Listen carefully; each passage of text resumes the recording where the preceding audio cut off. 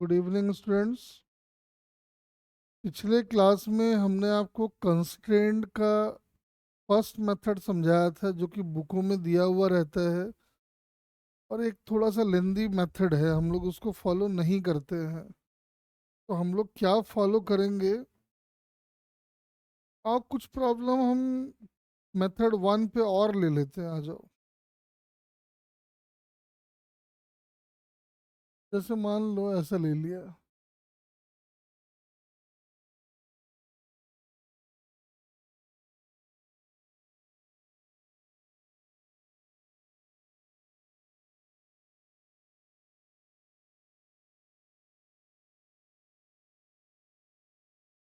ऐसे प्रॉब्लम्स ना आपको बहुत दिखाई देंगे।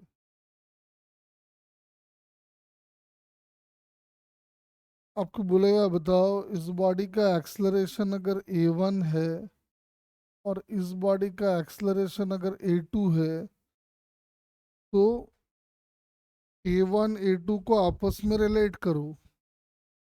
ठीक है। तो फिर से वही है, किसी एक फिक्स जगह से हम सारे डिस्टेंसेस को मार्क करेंगे। जैसे हम यहाँ से मार्क कर रहे हैं, मैंने इसका नाम x2 कर दिया है, मैंने इसका नाम सपोज करो x1 कर दिया है और इस एक्स्ट्रा लेंथ का नाम कुछ p कर देते हैं। तो ये जो लंबी वाली रस्सी है ये वाला, सबसे पहले हम इसका लेंथ लिखेंगे और उसको डिफरेंशिएट करके जीरो से इक्वेट कर देंगे। तो देखो दिख रहा है।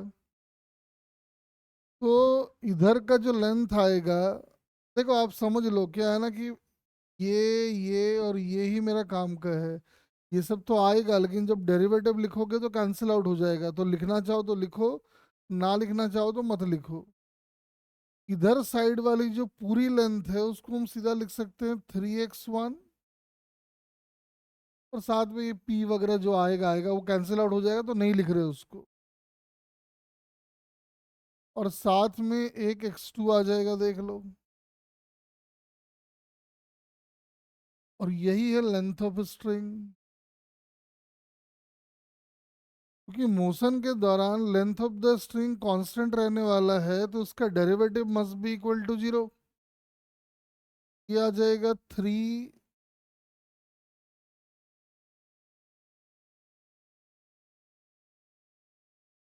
ऐसा।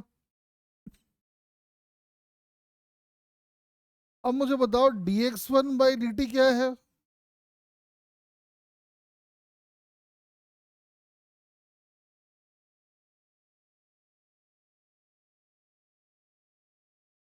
जिस रेट से x1 की वैल्यू बदल रही है वही तो v1 होगा। और टाइम के साथ x1 बढ़ रहा है तो 3 + v1 लिखेंगे। टाइम के साथ x2 की वैल्यू घट रही है तो उसको -v2 लिखेंगे, इक्वल टू जीरो। रिलेशन बन गया v2 = 3v1। एक बार डिफरेंशिएट कर दोगे तो आ जाएगा a2 = 3a1। जो हमको चाहिए था आ गया। तो बताओ मेथड वन समझ में आ गया क्या आप लोग को। ऑल्दो मेथड वन में हमारा बहुत इंटरेस्ट नहीं है क्योंकि हमको मेथड वन जो है वो काफ़ी लेंदी मेथड है तो हम उसमें नहीं जाना चाहते। अब जो मेथड आपको लगाना है वो बताता हूँ, आ जाओ। मेथड नंबर टू,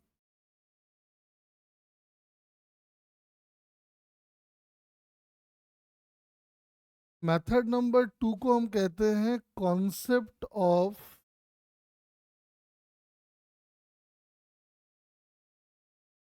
वर्चुअल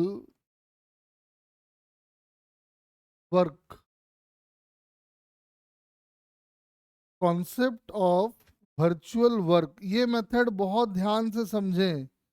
आपके सारे समस्याओं का निवारण यही मेथड करेगा। कॉन्सेप्ट ऑफ वर्चुअल वर्क, इसके लिए थोड़ा सा मुझे वर्क का आइडिया चाहिए। तो हम लोग थोड़ा बहुत पढ़े हैं कि वर्क डन जो होता है इज डिफाइंड एज फोर्स और डिस्प्लेसमेंट का डॉट प्रोडक्ट। या फिर इसको और थोड़ा एक्सपैंड करें तो लिख पाएंगे एफ का मॉड, आर का मॉड, और एफ और आर के बीच का एंगल अगर थीटा है तो कॉस थीटा, जैसे यहाँ ले रहे हैं।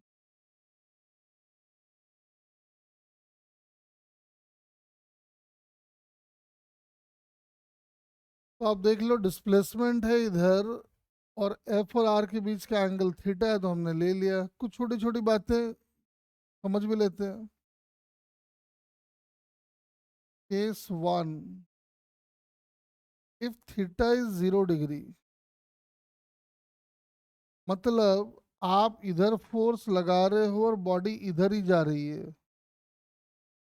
समझ में आ रहा है कि जो वर्क डन आएगा वो आएगा F into are,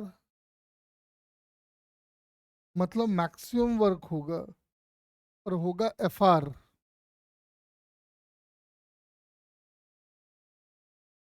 case two, theta अगर 90 हो जाए, थीटा 90 होने का मतलब है कि डिस्प्लेसमेंट हो इधर, फोर्स लगे इधर।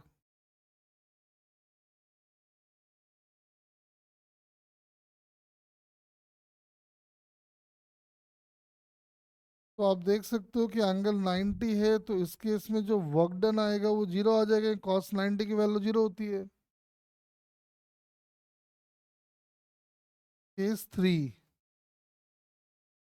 जब एंगल 180 हो, मतलब फोर्स लगे इधर, डिस्प्लेसमेंट हो इधर,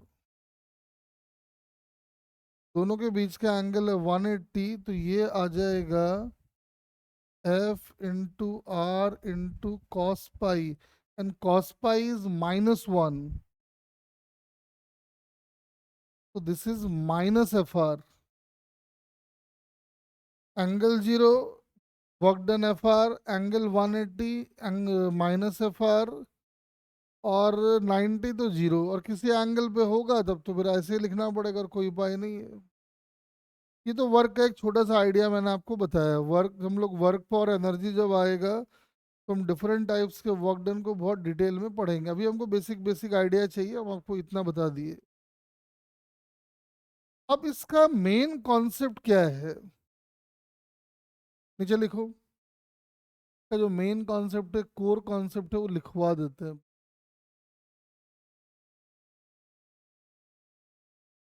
मुझे लिखो, internal forces,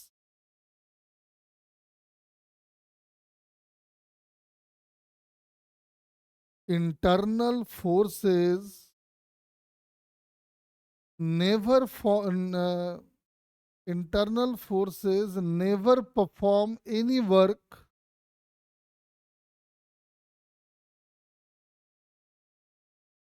internal forces never performs any work on the entire system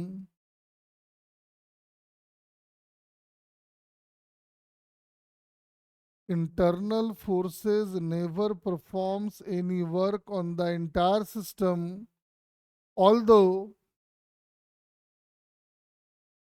internal forces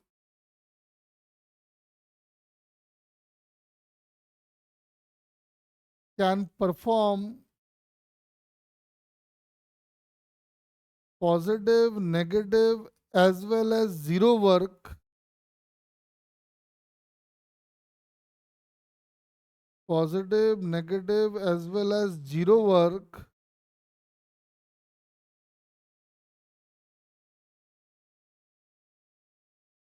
on individual body,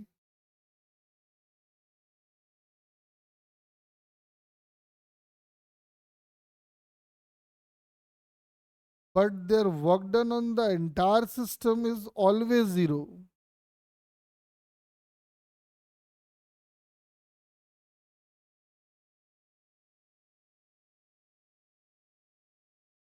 मेरा कहना है कि इंटरनल फोर्सेस इंडिविजुअल बॉडी पे पॉजिटिव, नेगेटिव, जीरो, हर तरह का वर्क परफॉर्म कर सकता है।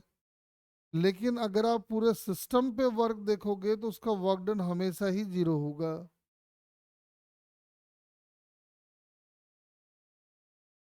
Internal forces never performs any work on the entire system, although it can perform work on an individual body, चाहे वो पॉजिटिव हो, नेगेटिव हो, चाहे वो जीरो हो। मेन कॉन्सेप्ट ये है कि इंटरनल फोर्सेस कभी भी सिस्टम पे कोई भी वर्क परफॉर्म नहीं करते हैं।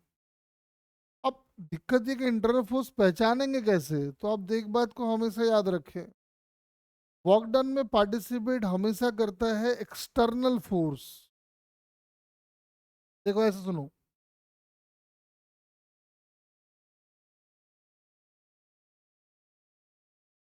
इंडिविजुअल बॉडी,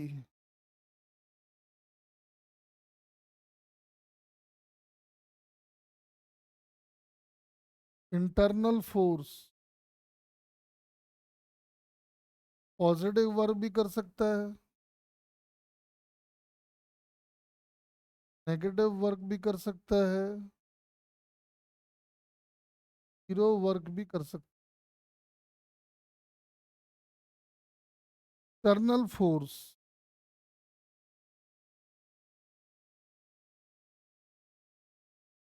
हम बता रहे हैं इंटरनल एक्सटर्नल पहचानते कैसे हैं। एक्सटर्नल फोर्स भी सिस्टम पे, इंडिविजुअल बॉडी पे पॉजिटिव वर्क कर सकता है, नेगेटिव वर्क कर सकता है, जीरो वर्क कर सकता है। लेकिन अगर सिस्टम की बात करें तो सिस्टम में इंटरनल फोर्सेस का वर्क हमेशा जीरो होगा, और एक्सटर्नल के केस में कुछ भी हो सकता है, जीरो भी हो सकता है, पॉजिटिव भी हो सकता है, और नेगेटिव भी हो सकता है। लेकिन इंटरनल का वर्क डन हम सिस्टम पे जब भी निकालोगे तो वो जीरो आएगा। अब ये आता कहाँ से, आओ समझाते हैं कि कैसे पहचानेंगे इंटरनल फोर्स है या एक्सटर्नल फोर्स है। एक बात हमेशा याद रखें, internal forces always form action reaction pair.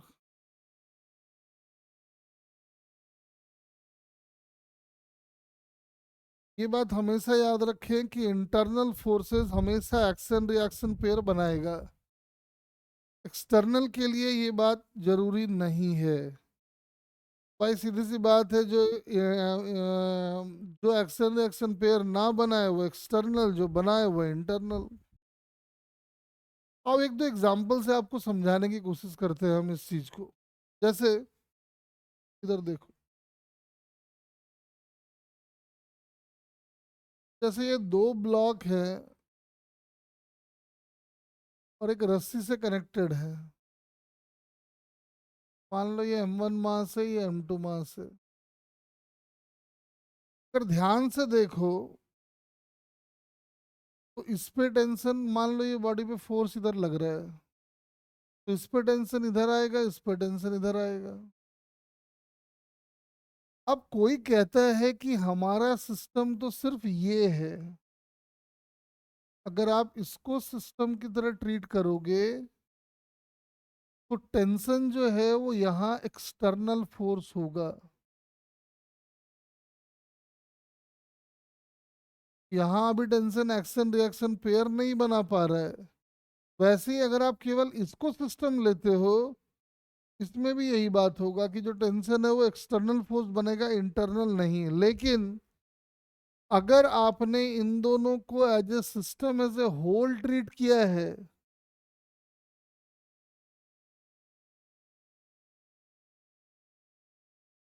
तो आप देखो इस पे टेंशन इधर लग रहा है, इस पे टेंशन इधर लग रहा है, तो नेट जो है वो जीरो आ जाएगा।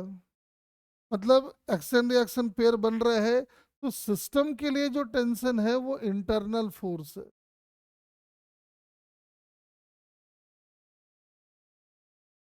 और मेरा कहना है कि इंटरनल फोर्सेस सिस्टम पे कभी भी कोई भी वर्क परफॉर्म नहीं करते हैं। कैसे, देखो मान लो ये बॉडी इधर जा रही है, ये बॉडी इधर जा रही है, M1 पे ध्यान लगाओ तो समझ में आ रहा है, क्योंकि टेंशन अब इंटरनल फोर्स है तो टेंशन लग रहा है इधर, डिस्प्लेसमेंट हो रहा है इधर।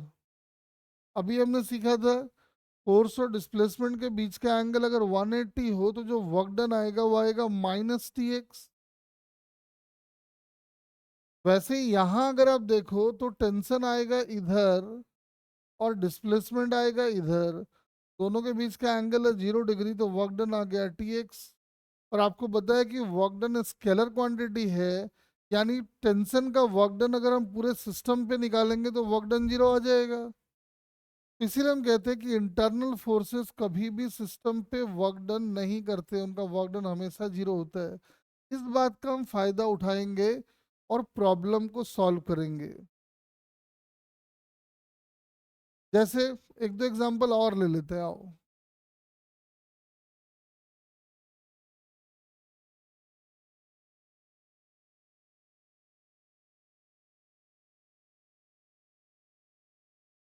जैसे यहाँ देखो,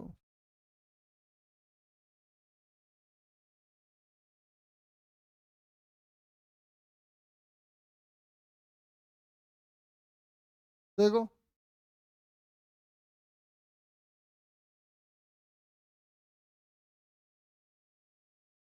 अगर केवल इस बॉडी को लोगे तो ये टेंशन एक्सटर्नल है, केवल इस बॉडी को लोगे तो ये टेंशन भी एक्सटर्नल है। लेकिन इन दोनों को एज ए सिस्टम की तरह ट्रीट करोगे तो आपको दिखाई पड़ रहा है कि ये टेंशन जितना प्लस में आएगा ये टेंशन उतना ही माइनस में आएगा। मतलब रिंग और ब्लॉक के सिस्टम के लिए, for ring plus block system tension is internal.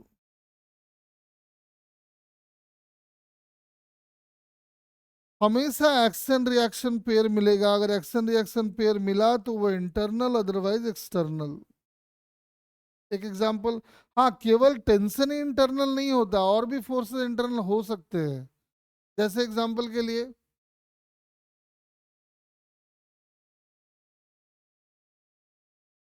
ये एक ब्लॉक है, ये एक ब्लॉक है,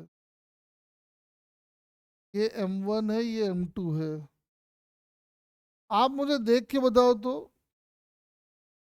यहाँ इंटरनल फोर्स कौन बनेगा?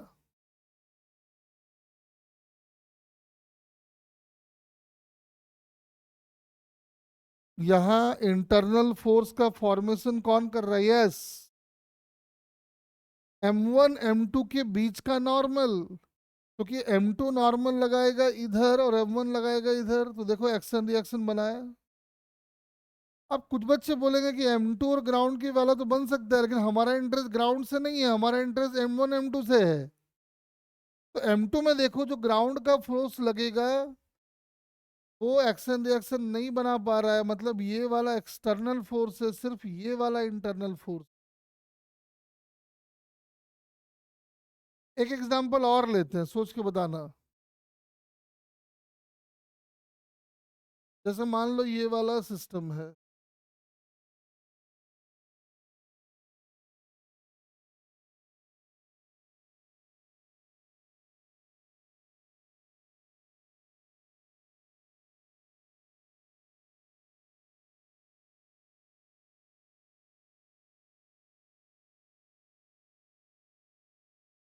चलो बताओ मुझे यहाँ इंटरनल फोर्स कौन है? ब्लॉक, वेज और अर्थ के बीच का नॉर्मल, वेज और रॉड के बीच का नॉर्मल, या सपोर्ट और रॉड के बीच का नॉर्मल?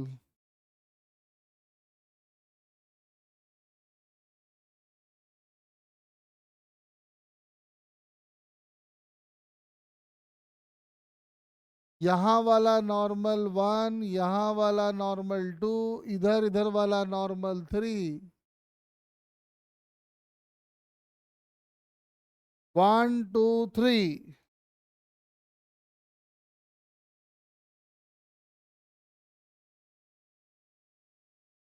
नहीं प्रभु जी, 3 नहीं। हमारा इंटरेस्ट रॉड से है, हमारा इंटरेस्ट सपोर्ट से नहीं है। सपोर्ट को क्यों ले रहे हो?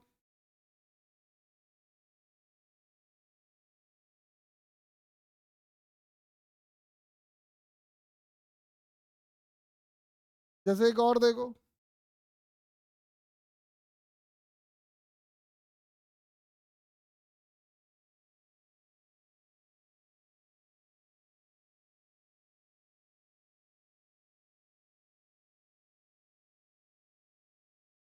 यहाँ का नॉर्मल हम आपके लिए थोड़ा सा आसान कर देते हैं। यहाँ का नॉर्मल इंटरनल की यहाँ का नॉर्मल इंटरनल की यहाँ का नॉर्मल इंटरनल, बताओ कहाँ के नॉर्मल को इंटरनल फोर्स की तरह ट्रीट करेंगे आप?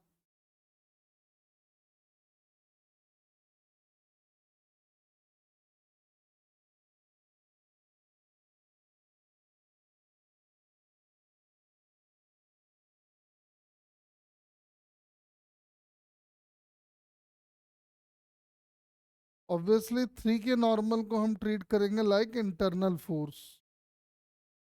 ठीक है, अगर आप ये समझ गए हो तो अब हम एप्लीकेशन की तरफ बढ़ते हैं, ठीक है ना?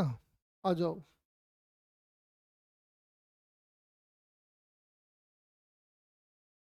चलो आओ एक दो और देख लो, नहीं तो जैसे मान लो कि ये एक इंक्लाइंड है ऐसा, छोड़ो अब क्वेश्चन ही करते हैं। देखो अब, तो अब हम शुरुआत करने जा रहे हैं कि हमारा काम होगा इंटरनल फोर्स को पकड़ो, उसका वर्क डन पूरे सिस्टम पे लिखो और उसको जीरो से इक्वेट कर दो। आ जाओ।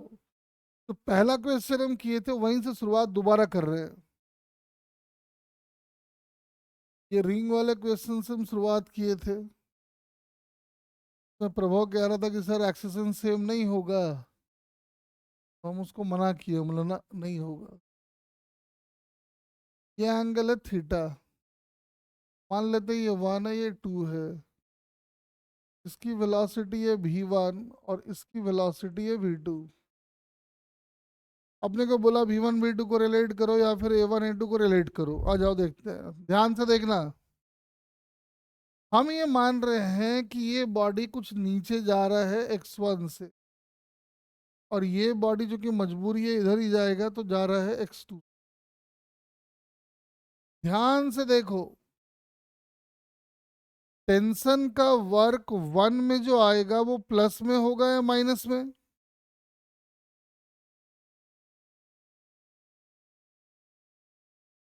टेंशन का वर्क बॉडी वन पे प्लस या माइनस?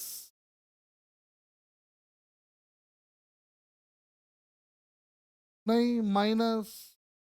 प्रभु जी देखिए ना, टेंशन लग रहा है ऊपर, डिस्प्लेसमेंट हो रहा है नीचे, तो वर्क डन तो माइनस में आएगा। तो इस पे जो वर्क डन आएगा वो आएगा -t × x1। यहां ध्यान से देखो, यहाँ टेंशन लग रहा है इधर, डिस्प्लेसमेंट है इधर, और दोनों के बीच का एंगल है थीटा, तो वर्क डन आएगा t(x2 cos θ)। और चूंकि इंटरनल फोर्सेस कभी भी सिस्टम पे कोई भी वर्क परफॉर्म नहीं करते हैं, तो this must be equal to zero. तो x1 = x2 cos θ। अब एक बार डिस्प्लेसमेंट का रिलेशन आ गया तो मैंने आपको बताया कि एक बार डिफरेंशिएट कर दो तो आ जाएगा v1 = v2 cos θ।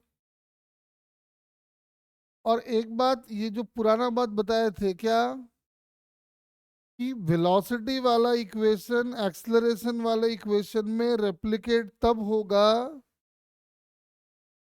जब बॉडीज की इनिशियल वेलोसिटी जीरो हो, क्योंकि इनिशियल वेलोसिटी अगर नहीं जीरो होगा तो फिर आपको थीटा के बदलने का रेट वेट सब देना पड़ेगा। याद है हम बताए थे?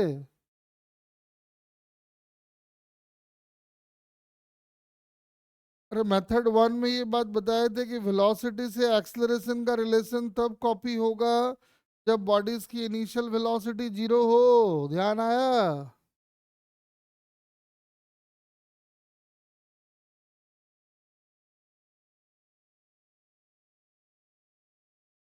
तो वेलोसिटी का इक्वेशन तक तो वही है, उसके आगे फिर आपको पुराना काम करना है। अब ये मेथड एकदम आसान मेथड है या नहीं है, बता रहे तेजस, तू कह रहा था बड़ा परेशान करता है ये method.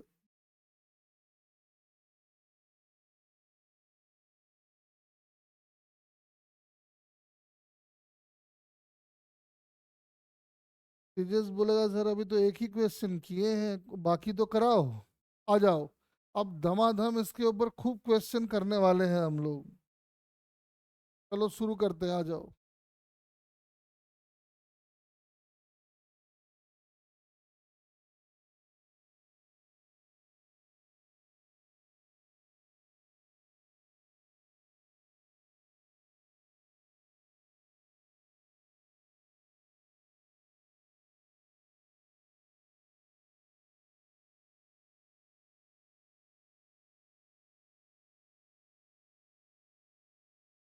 Find a relation between V and you.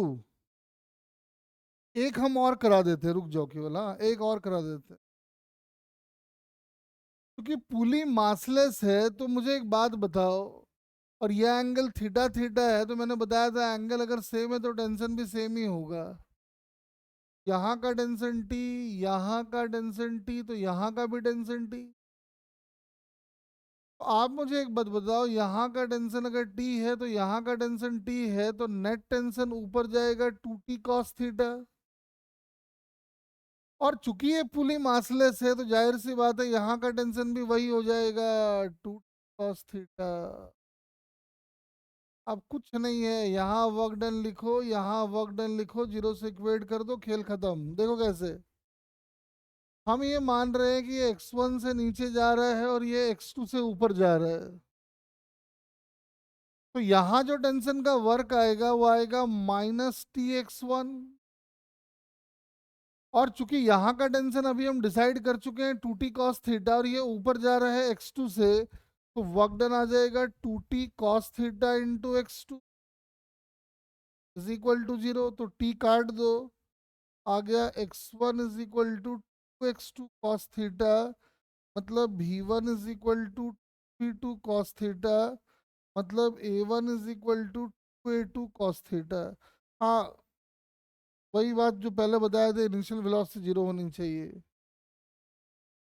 किसी को कोई कंफ्यूजन है तो अभी पूछ लो, क्योंकि हम लोग अभी जबरदस्त प्रैक्टिस करने वाले हैं इस पे।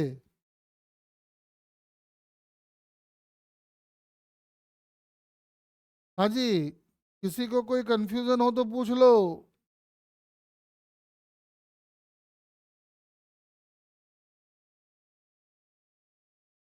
प्रभु जी, तेजस, समू,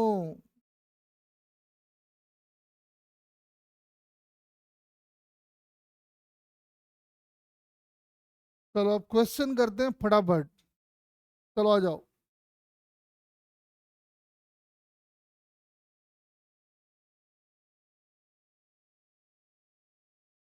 एक तो पहले कराए थे, उसी को पहले एक बार रिपीट कर लेते हैं।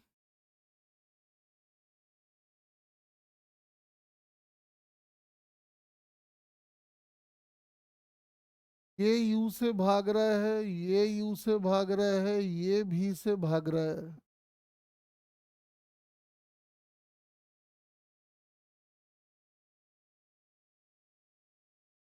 Find a relation between U and we.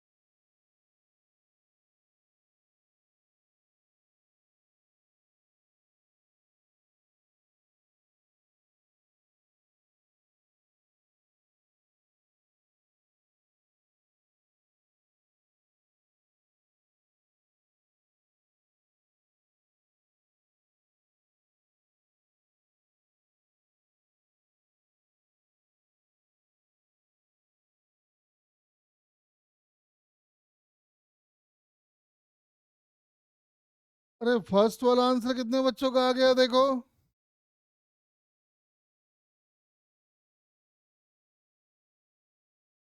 Hello.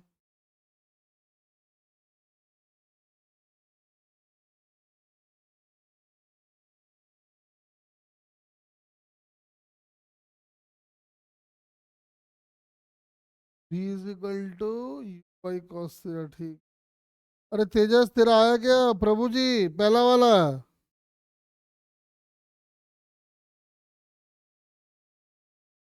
अब तेजस आसान लगा या नहीं लगा, पहले ये बता। कुछ नहीं करना, वर्क डन लिखते जाओ, अभी तो और आसान आसान मेथड बताऊंगा।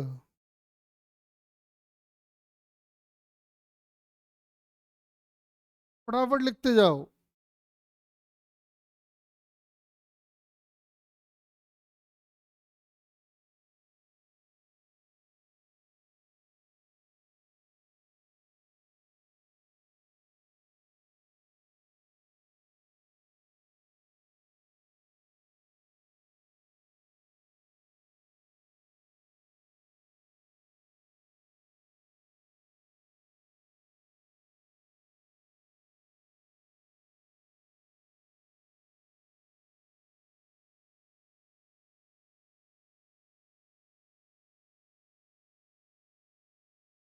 बस करा दूं, चलो कोई बात नहीं। देखो,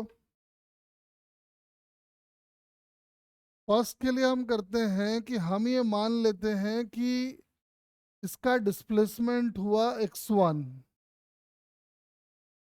जिधर जा रहा है उधर ही मान लो। इसका डिस्प्लेसमेंट हुआ x2 और इसका डिस्प्लेसमेंट हुआ x3।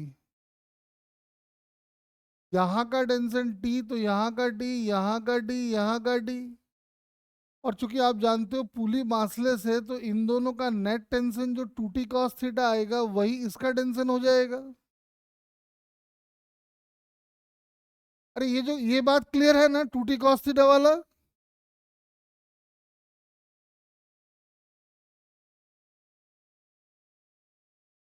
मीनाक्षी प्रभु जी आप बताइए। चलो, क्योंकि मासलेस है तो नेट फोर्स जीरो होगा। अब कुछ नहीं है बेटा, लिख लो। वर्क डन लिखते जाएंगे, आंसर आ जाएगा। देखो कैसे लिख रहे हैं हम। यहाँ पे टेंशन ऊपर, डिस्प्लेसमेंट नीचे, तो वर्क डन आएगा -T(x1). यहाँ पे भी टेंशन ऊपर, डिस्प्लेसमेंट नीचे, तो ये आएगा -T(x2). लेकिन यहाँ पे टेंशन भी ऊपर, डिस्प्लेसमेंट भी ऊपर, तो वर्क डन जो आएगा वो आएगा 2T cos theta into x3 is equal to 0। बड़ा अच्छा है, टी को उड़ा दो, तो x1 plus x2 is 2x3 cos theta. एक बार डिफरेंशिएट कर लो तो आ जाएगा v1 plus v2 is v3 cos theta. अब वैल्यूज पुट कर देंगे। v1 का मतलब है u, v2 का मतलब भी है u, तो ये हो गया 2u। और v3 का मतलब है v, यानी इतना, यानी u is equal to v cos theta. बात समझ गए?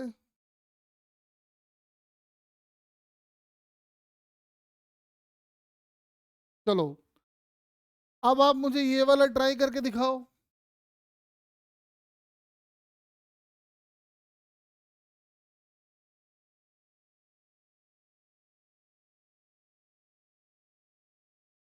लास्ट स्टेप कैसे किया? अरे लास्ट स्टेप में प्रभु जी ये किए ना, जहां जहां V1 है, V1 का मतलब हुआ U, ये V2 है इसका मतलब हुआ U, तो V1 और V2 की जगह U 2U डाल दिए, और जो V3 था उसकी जगह V डाल दिए। बोल। चलो अब अगला ट्राई करो फटाफट। आप अपने हिसाब से नेमिंग कर लो, 1 2, बाद में उनकी वैल्यूज पुट कर देना।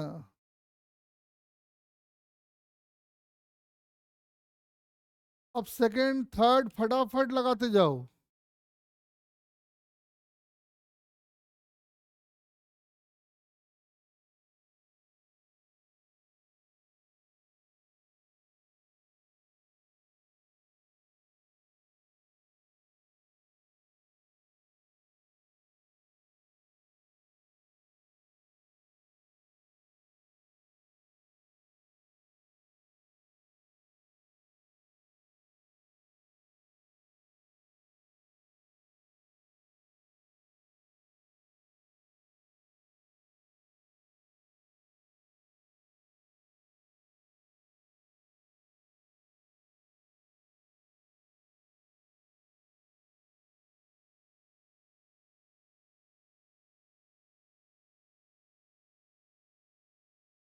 फटाफट ट्राई करेंगे सभी।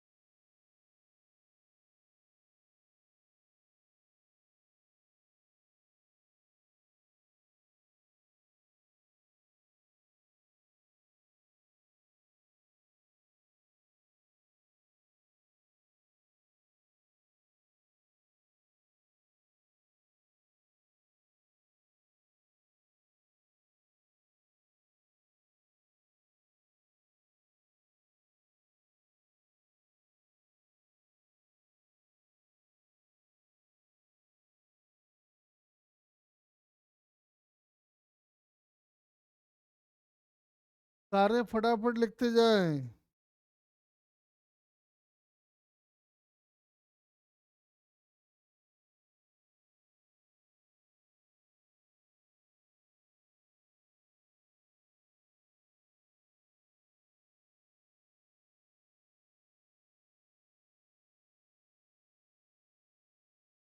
अरे सेकंड वाला हो गया क्या सबका?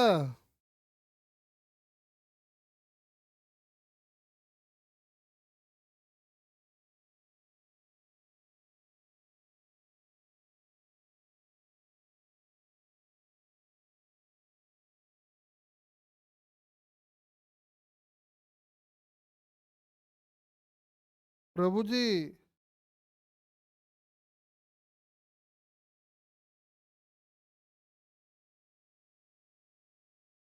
करा दूं? अभी कराता हूँ, देख। इस पे टेंशन लगेगा इधर, बॉडी जा रही है इधर, तो मैंने इसका नाम x1 कर दिया है। तो समझ में आ रहा है कि टेंशन के दो कंपोनेंट होंगे, एक इधर दूसरा इधर। ये वाला वर्क डन में जाएगा नहीं क्योंकि फोर्स और डिस्प्लेसमेंट के बीच का एंगल 90 हो गया। तो जो भी वर्क होगा वो टी कॉस थीटा से होगा, लेकिन टी कॉस थीटा इधर, डिस्प्लेसमेंट इधर, तो नेगेटिव में वर्क आएगा इतना। और यहाँ पे टेंशन का वर्क आप देख सकते हो कि प्लस में आएगा, तो उसका नाम x2 कर लेते हैं। ये हो जाएगा tx2, यानी x2 is equal to x1 cos theta, यानी v2 is equal to v1 cos theta. बस v1 की जगह v डाल दो, v2 की जगह u डाल दो, तो आंसर आ गया। सिंपल सा काम है। टेंशन टेंशन खेलना है आपको। चलो अब ये वाला करके दिखाओ, थर्ड वाला।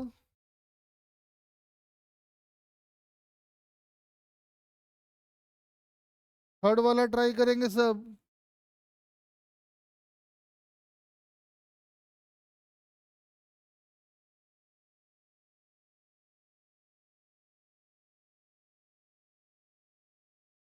तेजस, ये एकदम आसानी से होने वाला क्वेश्चन है, क्यों देख। यहाँ का टेंशन अगर टी है तो समझ में आ रहा है कि यहाँ का टेंशन होगा 2t, यहाँ का टेंशन भी होगा 2t। और चूंकि ये वाला टेंशन टी है, तो ये वाला टेंशन जो आएगा वो t/2 हो जाएगा। मतलब फर्स्ट बॉडी पे टेंशन टी लग रहा है और सेकंड बॉडी पे टेंशन लग रहा है 2t और 5t/2, मतलब 9t/2। बस हो गया। ये नीचे जा रहा है तो x2 नाम दे दो, ये ऊपर जा रहा है तो x1 नाम दे दो। यहाँ टेंशन का वर्क प्लस में होगा तो लिख दिए tx1। लेकिन 9t/2 ऊपर लग रहा है, डिस्प्लेसमेंट नीचे, तो वर्क डन आ जाएगा 9t/2 into x2 is equal to 0। T से टी कट जाएगा और आ जाएगा 2x1 is equal to 9x2, यानी 2v1 is equal to 9v2, यानी 2a1 is equal to 9a2। क्या दिक्कत है रे?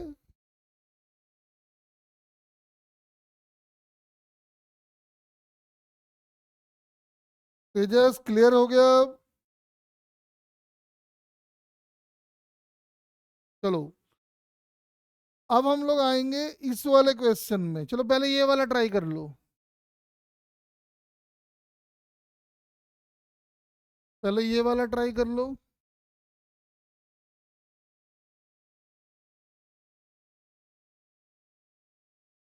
जल्दी जल्दी, और भी मेथड्स हैं बताएंगे हम, लेकिन सबसे ज्यादा फोकस हमको इसी मेथड पे करना है।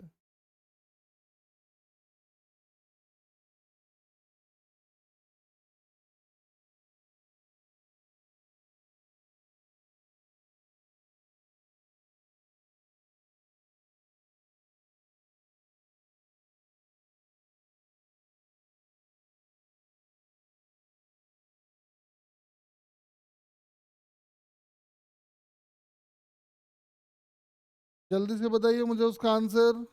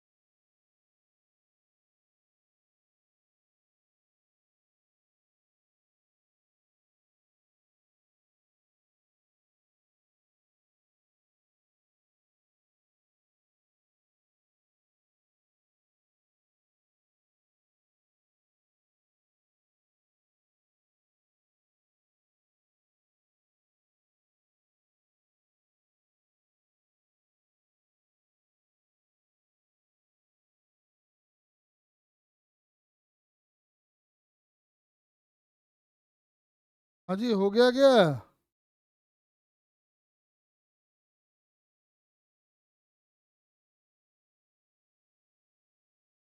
हाँ बिल्कुल सही है। भाई सीधी सी बात है, टेंशन इधर लग रहा है तो टेंशन का ये वाला कंपोनेंट वर्क करेगा, टेंशन इधर लग रहा है तो इधर टेंशन का ये वाला कंपोनेंट वर्क करेगा। यहाँ वर्क नेगेटिव होगा, वहाँ वर्क पॉजिटिव होगा, तो दिख रहा है minus T cos beta into के डिस्प्लेसमेंट का नाम कर लेते हैं x1, और यहाँ आ जाएगा T cos alpha into x2 is equal to 0। यानी x1 cos beta must be equal to x2 cos alpha, v1 cos beta must be equal to v2 cos alpha। आगे चाहिए तो आगे भी हम सोच सकते हैं। ये वाला बताओ, देखते हैं ये वाला कौन कर पाता है। अभी तक जो मैंने बताया ना, सबको मैंने इसमें मिला दिया है। फटाफट ट्राई करो, आज काफी सारे क्वेश्चन।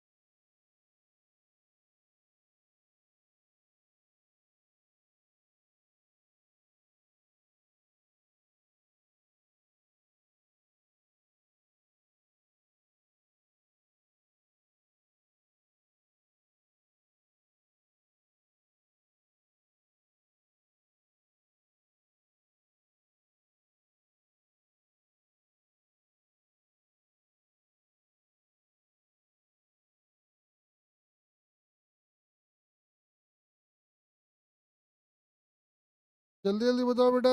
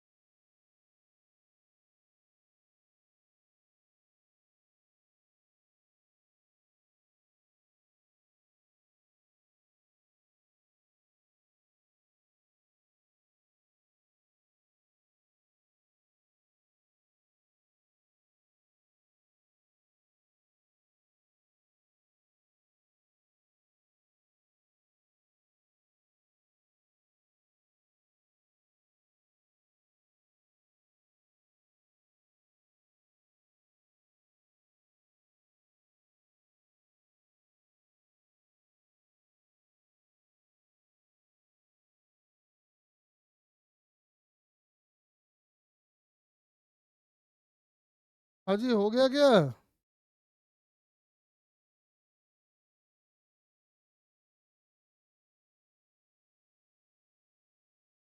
बताना वही है, वी और यू में रिलेशन, और क्या बताएगा? देखो, अगर यहाँ का टेंशन टी लो तो यहाँ का टेंशन होगा 2t।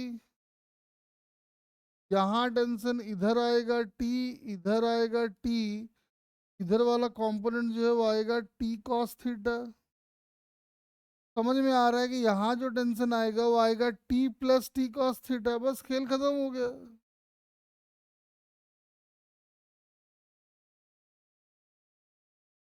क्या डिस्प्लेसमेंट का नाम x2 कर लो, का नाम x1 कर लो, खेल खत्म।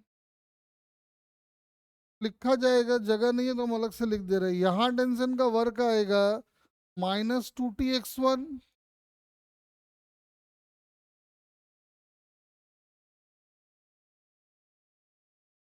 और यहाँ जो टेंशन का वर्क आएगा वो आएगा t plus T cos theta into x2, plus में वो भी।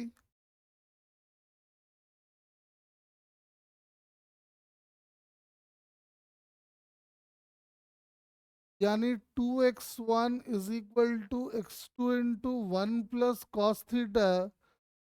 फिर वही v1 is equal to v2 into 1 plus cos theta. अब देख लो v1 कौन है, v2 कौन है, पुट पाट कर दो, अपना आंसर निकाल लो। बोल। उसमें देखो अनुष्का का सही है, बाकी सबने गड़बड़ किया है।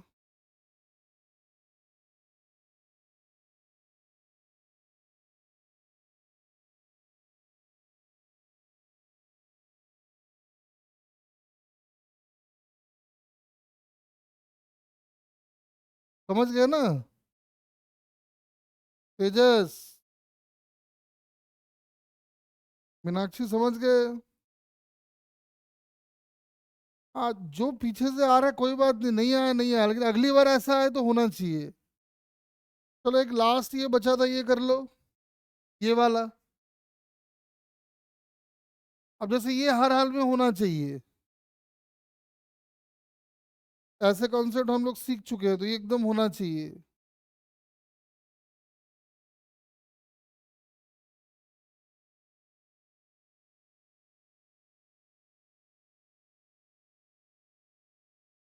एकदम फटाफट ट्राई करो, दिख रहा है।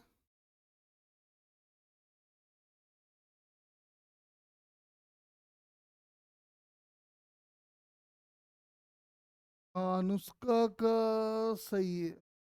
सही है अनुष्का।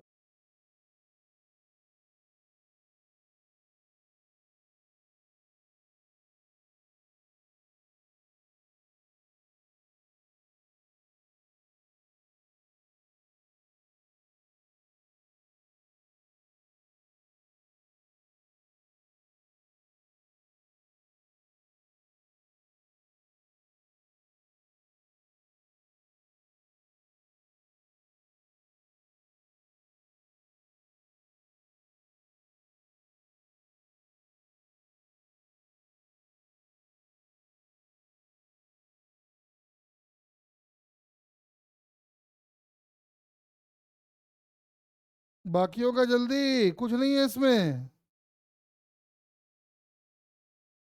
टेंशन मार्क करो, वर्क डन लिखो। किसी में प्लस, किसी में माइनस, यही तो होना। और होना क्या है?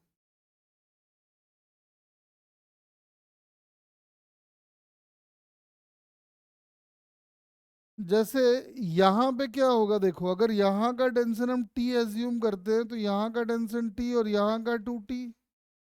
तो 2t इस पे पॉजिटिव वर्क कर रहा है। देखो एक काम करते हैं, सुनो, अब थोड़ा सा ना इसको फास्ट करते हैं, ठीक है ना? बहुत टाइम हो गया तो जल्दी फास्ट करते हैं इसको। तो अब हम डिस्प्लेसमेंट का इक्वेशन नहीं लिख के सीधा एक्सलरेशन का रिलेशन लिखेंगे। और तरीका बता रहे, ध्यान से अगर समझ गए हो तो एक लाइन में आंसर आएगा। अब देखो कैसे। देखो ध्यान से। एक तो इस ब्लॉक में टेंशन लग रहा है 2t, तो आपको लेना है 2। आपको 2 लेना है बस, टेंशन का जो कोएफिशिएंट है। और ऊपर जा रहा है तो वर्क डन में आएगा, तो हम इसके लिए लिखेंगे सिर्फ, का नहीं है इधर। तो एक काम करो, उसको हम इधर इधर फिगर बना लेते हैं, रुक। अब एक शॉर्टकट, शॉर्टकट क्या है? ऑब्जर्वेशन है, ठीक है। आप भी ऐसा सोच सकते थे, लेकिन जाते आगे इतना लिख के क्यों समय बर्बाद करें, थोड़ा टाइम बचाने की कोशिश करते हैं। देखो ध्यान से। ये A1 है, A1 2 3 मैंने माना हुआ है ना। 1, ये 1, ये 2, ये 3। इसको मैंने ऊपर भेजा हुआ है, ये ऊपर, और ये शायद नीचे है ना, क्या? यही है ना? नहीं, उल्टा कर दिए। ये नीचे, वो ऊपर, उल्टा हो गया।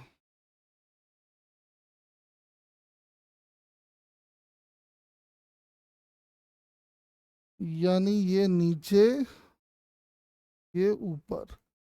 अब ध्यान से सुनना मेरी बात। तो मैंने बोला यहाँ का टेंशन जो है वो 2t होने वाला है, और यहाँ का टेंशन टी, क्योंकि टी को लिखते हैं हम बाद में वो कैंसिल आउट हो जाता है, तो क्या फायदा है? तो हम सीधा आंसर लाएंगे अब एक बार में, झंझट नहीं करेंगे इतना। जहाँ वर्क पॉजिटिव होगा तो टेंशन का कोएफिशिएंट देखो और A1 से मल्टीप्लाई कर दो। यहाँ का काम खत्म। अब यहाँ आ जाओ। टेंशन का कोएफिशिएंट देखो 1, और यहाँ नेगेटिव वर्क होने वाला है, तो यहाँ लिखा जाएगा सिंपली A2। एक्चुअली कोएफिशिएंट जो 1 था, हमने A2 को 1 से मल्टीप्लाई कर दिया, तो वो A2 ही रह जाएगा। यहाँ देख लो, यहाँ टेंशन है टी, और यहाँ पॉजिटिव वर्क होना है, तो फिर से प्लस में लिखा जाएगा A3 = 0। यानी A2 = 2A1 + A3। आएगा वही जो तुमने करा होगा, लेकिन 2 3 स्टेप कौन लिखे? सीधा आंसर आ गया ऐसे। बोल हाँ या ना।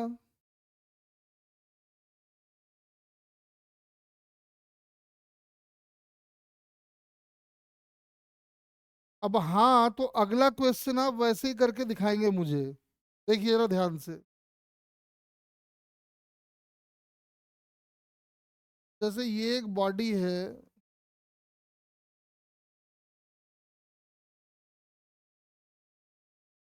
ऐसा। ये नीचे आ रहा है मान लो 10 मीटर पर सेकंड से, ये भी मान लो ऊपर जा रहा है 5 मीटर पर सेकंड से। तो बोला बताओ जी इस बॉडी का क्या होगा। ये बॉडी ऊपर जाएगी नीचे जाएगी कितने वेलोसिटी से जाएगी। तो आप क्या करो, आपको जो लगता है मान लो। आपको लगता है ऊपर जाएगी ऊपर मान लो, किसी को लगता है नीचे जाएगी नीचे मान लो, और उसकी वेलोसिटी का नाम वी रख दो। मान लो मैंने इसको नीचे मान लिया है। अभी जो मैंने बताया ना वही बात आप वेलोसिटी में लगाओगे। चलो बताओ यहां के लिए क्या लिखा जाएगा।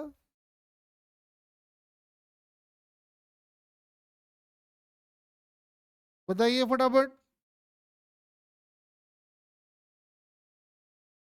नहीं अब नहीं नहीं प्रभाव 20 टी क्यों कर रहा है रे। टी तो हमको लेना ही नहीं है।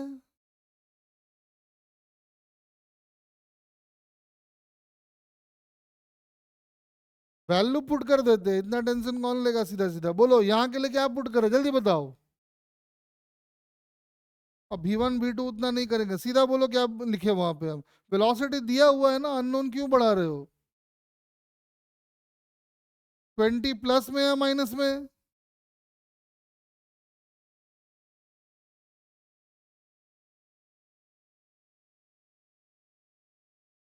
प्लस की माइनस। टेंशन ऊपर डिस्प्लेसमेंट नीचे, ऑब्वियसली माइनस। तो 2 और 10 माइनस में लिख दिए। यहां बताओ क्या लिखे। प्लस माइनस लगा के एक साथ बोलो, अलग अलग नहीं।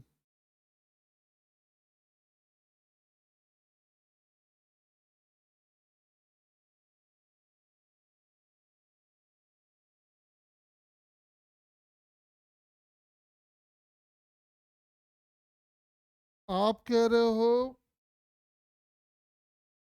इसके लिए कितना लिखे वैल्यू, सीधा बोलो।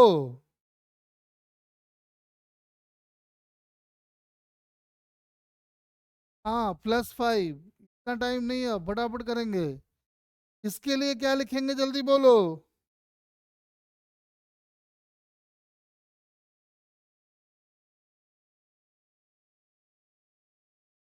फटाफट फटाफट जल्दी जल्दी। हाँ -B =0। भी आ गया अपना -15 मीटर पर सेकेंड। माइनस का मतलब ये है कि जो डायरेक्शन हमने लिया था वो डायरेक्शन नहीं है।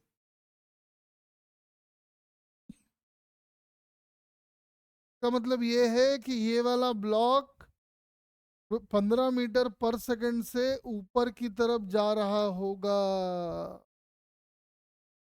एकदम बच्चा वाला खेला बना दिया तेजस, इससे आसान नहीं हो सकता है। बोल। और थोड़ा प्रैक्टिस करते आओ, ये और भी मुश्किल मुश्किल आएंगे थोड़ी देर में।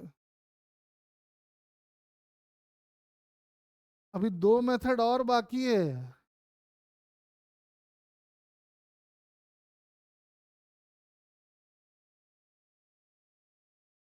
बोलो इससे भी आसान है।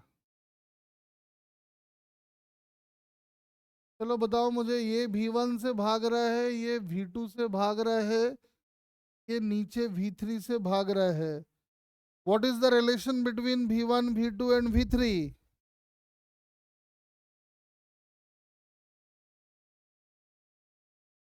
What is the relation between V1 V2 and V3।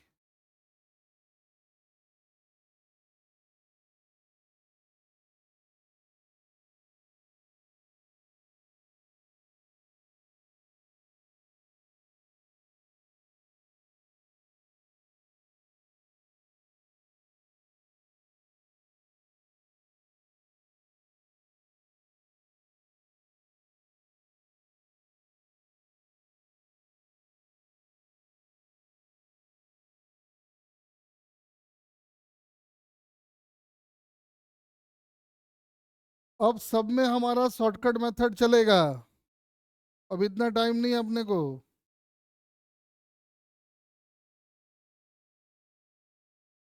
जल्दी जल्दी। कोई लेट नहीं होना चाहिए, अब लिखते जाओ।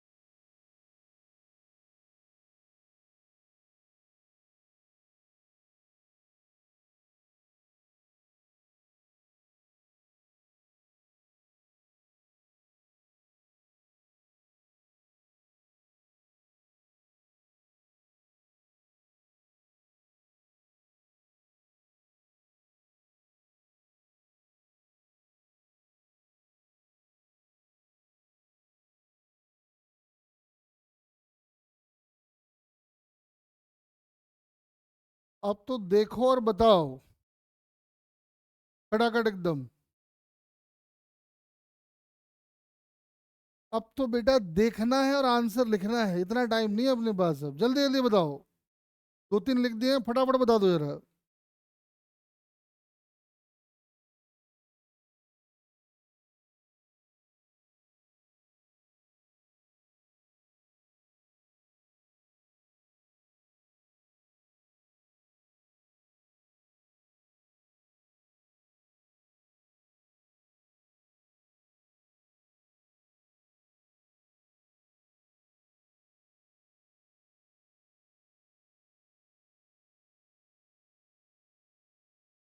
वाले का आंसर जो होना चाहिए मेरे हिसाब से वो होगा V1 -V2 -2V3 equal to 0, यानी V1 is equal to +2V3।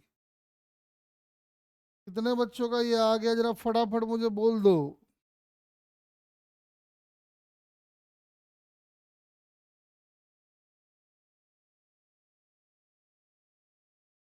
1 2 3, बस 3 बच्चों का। सबका आ गया। सामू, सामू पहले बोल दिए। चलो ठीक है, फटाफट देखते जाओ आगे।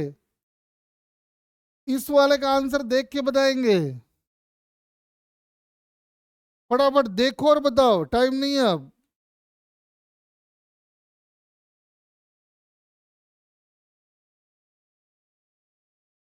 जल्दी बोलो, V1/V2 की वैल्यू जल्दी बताओ।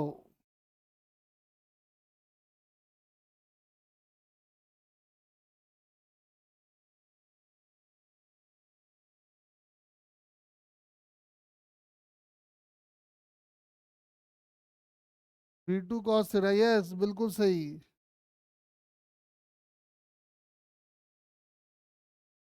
V1 = हाँ अनुष्का बिल्कुल सही।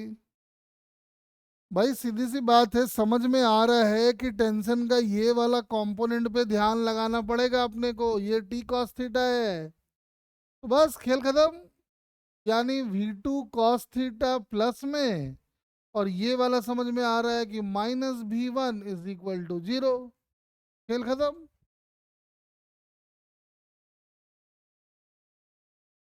ये वाला देख के बताओ। सामू बताएगी सबसे पहले, सामू जल्दी।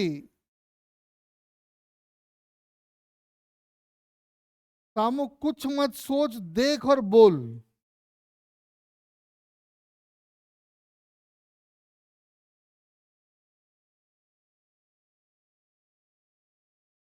सीधा देख और बोल। तो हम थोड़े दूसरे टाइप में चलेंगे, थोड़े मुश्किल वाले कराता हूँ। Cos theta into V, cos theta. बस हो गया, खेल खत्म। अरे क्वेश्चन मार मत लगाया कर तू।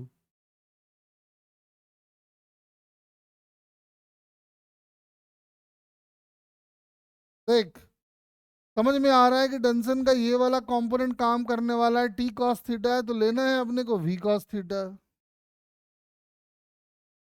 और यहाँ अपने को समझ में आ रहा है कि ये टी टी तो ये टू टी हो जाएगा, तो अपने को लेना पड़ेगा यहाँ पे 2u। लो खेल खत्म। अब थोड़ा सा थोड़ा सा अच्छा और थोड़ा मुश्किल वाले कराता हूँ, ठीक है। तो एक पहले अच्छा वाला कराता हूँ। जैसे ये रिंग है एक, रिंग से हमने एक ब्लॉक को ऐसे कनेक्ट कर दिया है। दिस एंगल इज 37, और इधर हमने फिर एक और पुली लगा दिया है। This angle is 53। कहता है इसकी वेलोसिटी अगर v नॉट है तो इसकी वेलोसिटी बताओ और इसकी वेलोसिटी बताओ।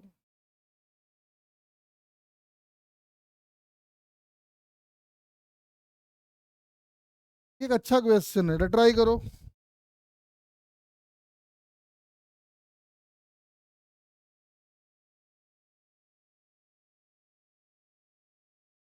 कह रहा है इसकी वेलोसिटी v नॉट है तो इसकी वेलोसिटी बताओ और फिर उसकी वेलोसिटी बताओ।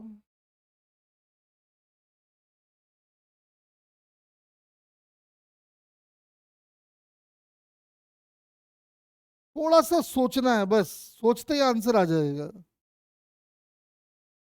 नहीं, स्ट्रिंग अलग अलग है, यहाँ पे बांधा हुआ उसे, अलग रहे या ना रहे टेंशन तो अलग अलग ही होना है। एक रस्सी होता तो भी टेंशन अलग अलग होता, क्योंकि एंगल अलग अलग है ना।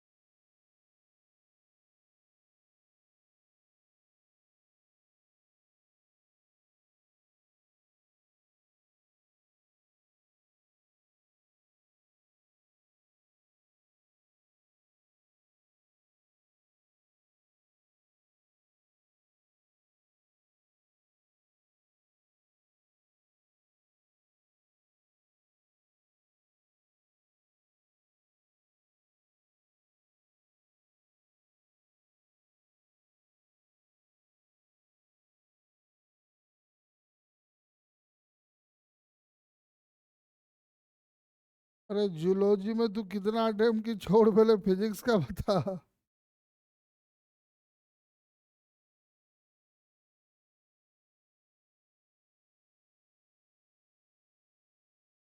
फिजिक्स में कितना किया रे तू? कितने सही कितने गलत? चल कोई नहीं, धीरे धीरे हो जाएगा। चल कोई नहीं, 35 तो आया ना, धीरे धीरे आ जाएंगे। जो धीरे धीरे आता है ना वो सस्टेनेबल होता है। और फिजिक्स में ऐसे भी तेरे क्लास में बाकी बच्चों के भी तो कम ही आते होंगे।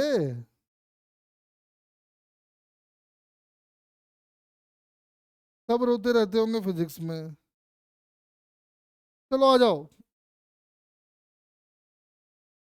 और सर जिसके आए ही ना।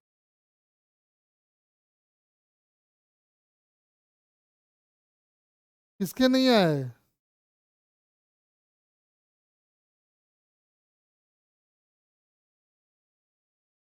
अरे आजा आजा, इधर आजा, सुन। पहले इसको और इसको रिलेट करो।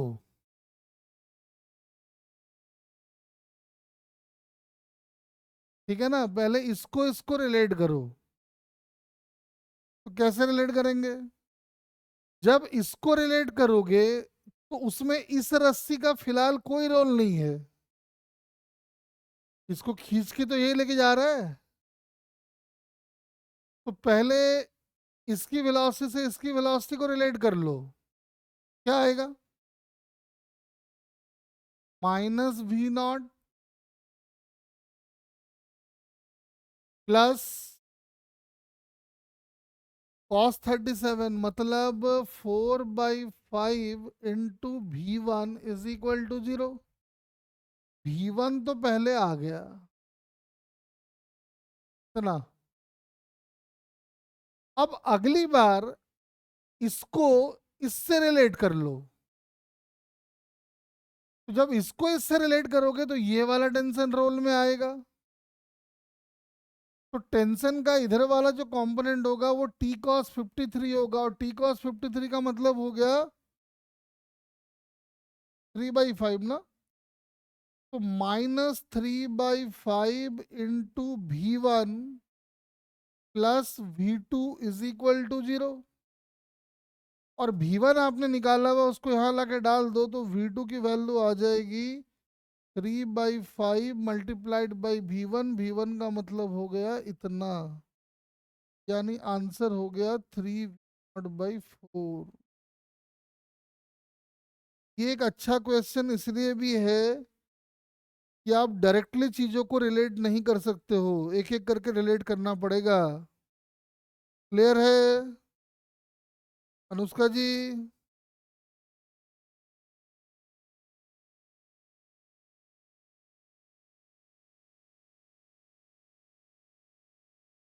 ये एक अच्छा क्वेश्चन में से है, और थोड़ा सा अच्छे क्वेश्चंस कराता हूँ, आ जाओ। देखो, अब ये वाले प्रॉब्लम में ना बच्चे बड़ा परेशान रहते हैं।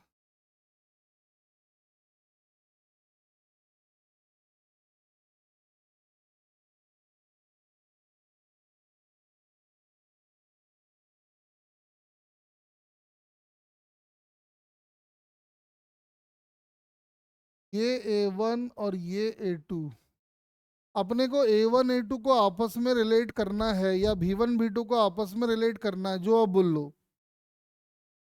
ठीक है, ध्यान से सुनना। हाँ, एक बात तो आपने बता दिया है कि यहाँ का नॉर्मल पकड़ने का है सर। ठीक है, अब ध्यान से देखेंगे जरा। नॉर्मल जो इस वेज पे लगेगा वो लगेगा इधर, और ये अगर थीटा है तो ये भी थीटा होगा। तो नॉर्मल का इधर वाला कंपोनेंट कॉस वाला होगा जो वर्क डन में पार्टिसिपेट नहीं करेगा। ये जो आएगा एन साइन थीटा वो वर्क डन में पार्टिसिपेट करेगा। तो वर्क डन नहीं लिख के हम सीधा एन का कोएफिशिएंट वाला मेथड लगा रहे हैं, जैसे टी का कोएफिशिएंट लिख रहे थे अभी एन का कोएफिशिएंट लिखेंगे। तो सिंपली आ जाएगा, दोनों सेम डायरेक्शन में है तो पॉजिटिव में वर्क होगा। तो वैल्यू आएगी साइन थीटा इंटू A1। ठीक वैसे ही जब रॉड को देखोगे तो रॉड पे वही नॉर्मल आएगा इधर। इस नॉर्मल के दो कंपोनेंट होंगे, ये एंगल अगर थीटा है तो ये एंगल भी थीटा है, तो ये एंगल भी थीटा होगा। तो नॉर्मल का यही वाला कंपोनेंट वर्क डन में पार्टिसिपेट करेगा क्योंकि ये वाला तो परपेंडिकुलर हो जाएगा। A2 आ रहा है नीचे, वो है ऊपर, का मतलब नेगेटिव में वर्क होगा और लिखा जाएगा A2 cos theta equal to 0, यानी A2 is equal to A1 tan theta. ये बड़े ही मुश्किल क्वेश्चंस होते हैं, लेकिन इस मेथड से काम हमारा एकदम आसान हो जाएगा।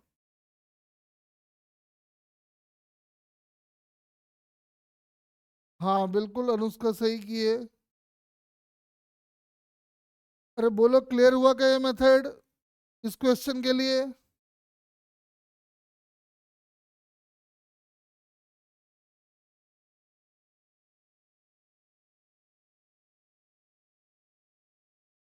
तेजस, प्रभु जी।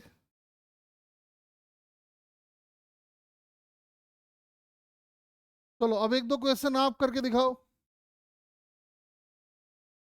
जैसे ये एक रॉड वेज है ऐसा,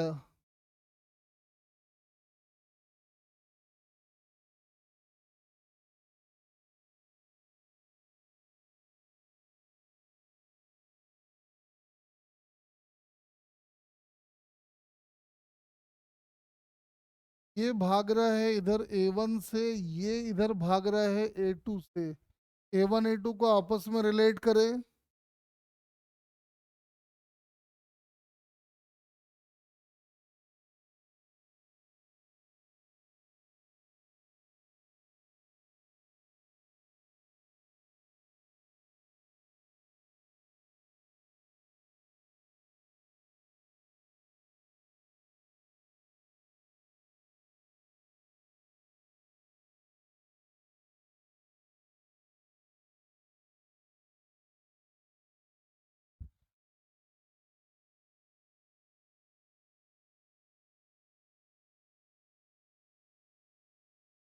फटाफट जरा A1 A2 को आपस में रिलेट करते जाए।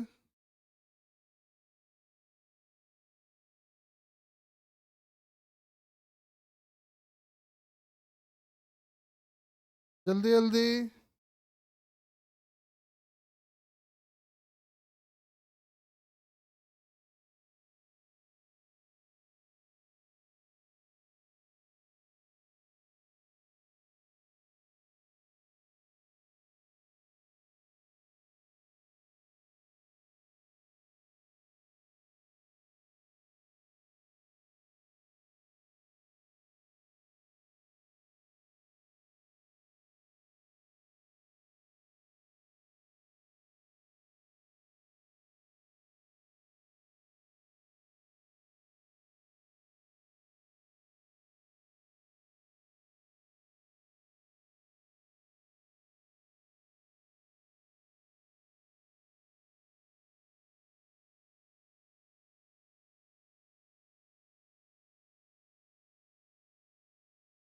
फटाफट सारे फाइंड कर लो।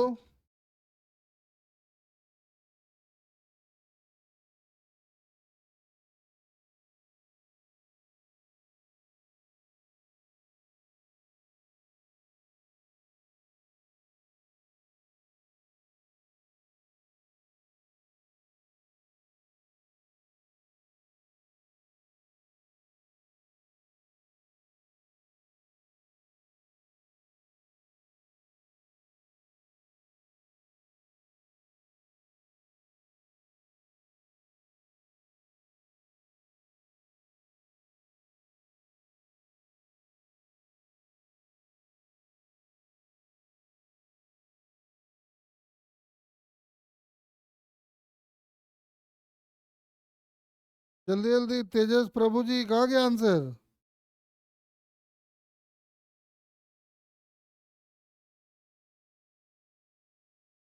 A1/A2। ना ना ना, कौन सा कर रहा है? इसका नेमिंग कर देते हैं हम, चलो, वरना कंफ्यूजन होगा आपको। इसका नाम मैंने 1 कर दिया है, इसका नाम 2 कर दिया है, इसका नाम 3 कर दिया है। फटाफट ट्राई करें।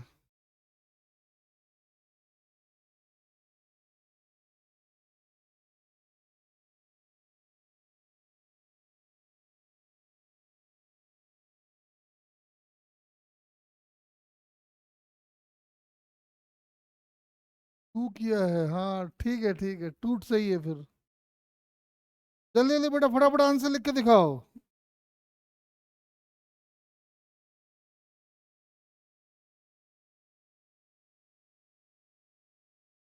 ये तेजस क्या लिखा है रे तू? A2 sin θ = A2, ये क्या है? अच्छे से लिख।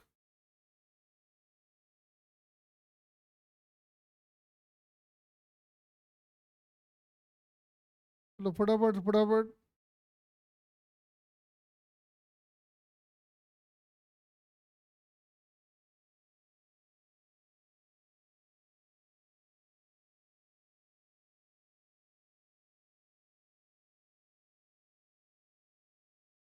A1 sin θ, A2 हाँ ठीक है बिल्कुल। फटाफट फटाफट।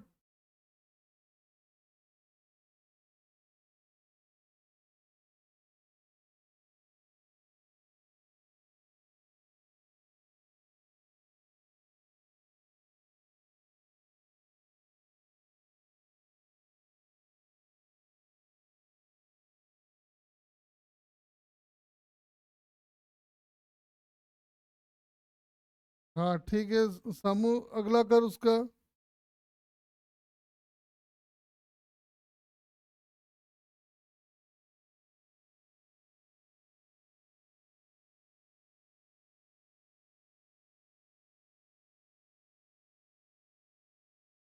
एक और रह गया, उसको भी कर लो।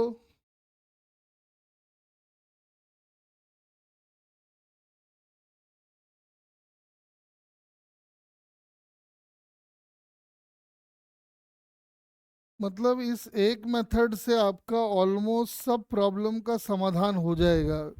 जो कुछ का नहीं होगा, के लिए भी और भी मेथड्स हैं हमारे पास, हम एक एक करके बताते हैं आपको।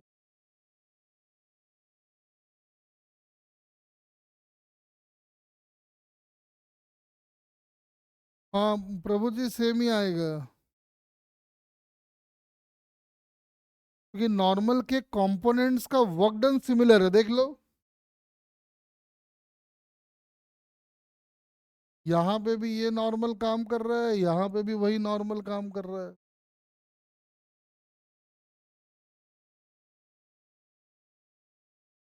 बोलो, अगर समझ गए हो तो आगे बढ़े दूसरे मेथड की तरफ।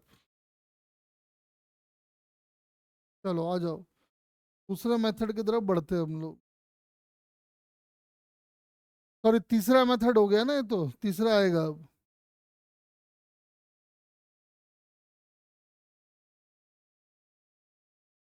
मेथड 3, ये दूसरे से भी ट्रिकी है। हाँ लेकिन थोड़ा ढंग से लगाना है इसको, इसका लॉजिक पहले आप समझ लो। लॉजिक क्या है? जैसे मान लो ये दो ब्लॉक्स है और ये रस्सी से अटैच है। मान लो ये V1 से भाग रहा है और ये V2 से भाग रहा है, और आपको ये कंडीशन दिया गया है कि भैया रस्सी जो है ना वो बिल्कुल भी स्लैक नहीं होना चाहिए। तो रस्सी स्लैक भी नहीं होना चाहिए, रस्सी टूटना भी नहीं चाहिए। तो क्या आप मुझे V1 V2 के बीच का रिलेशन बता सकते हो?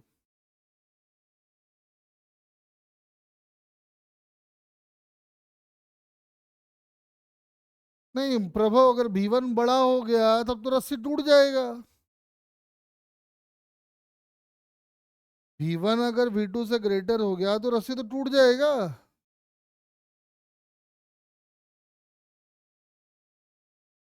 ऑब्वियसली इक्वल, फिर क्वेश्चन मार्क लगाई। तो अगर आप चाहते हो कि रस्सी टाइट रहे, इसका मतलब है कि दोनों के बीच का सेपरेशन हमेशा मेंटेन रहे। मतलब यहाँ जो रस्सी है वो आपको एक रॉड वाली फीलिंग देगा।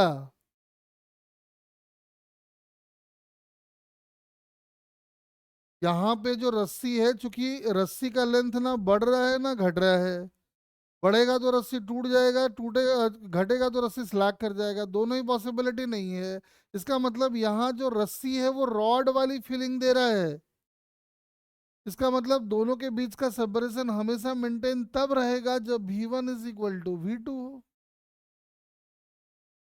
बोलो, ये बात सही है, देख लो।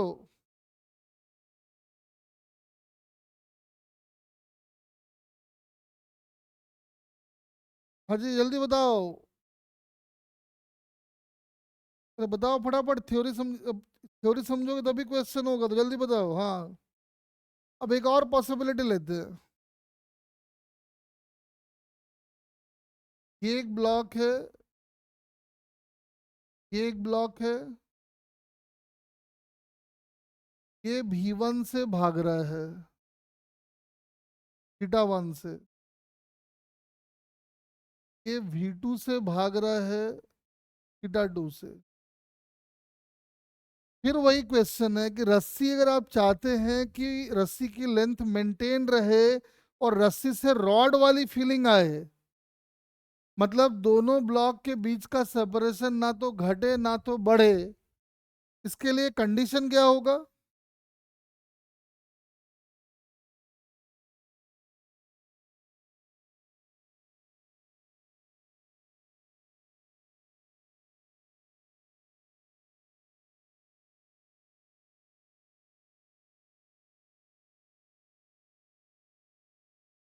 नहीं सामू, इस बार इक्वल नहीं, इस बार दोनों के कंपोनेंट्स, क्योंकि सेपरेशन को दोनों के बीच का घटाने या बढ़ाने के लिए ये लोग ही रिस्पॉन्सिबल है।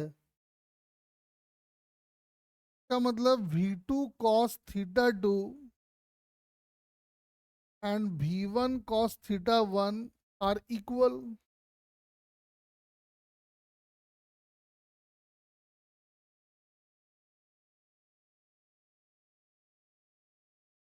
तो अगर हम इसको जनरलाइज कर लें तो इसको हम ऐसे बोलेंगे, अगर किसी भी दो पॉइंट के बीच का सेपरेशन अगर चेंज नहीं हो रहा है, इसका मतलब ये है कि प्रोजेक्शन ऑफ वेलोसिटी मतलब component of velocity along the length of the string must be same।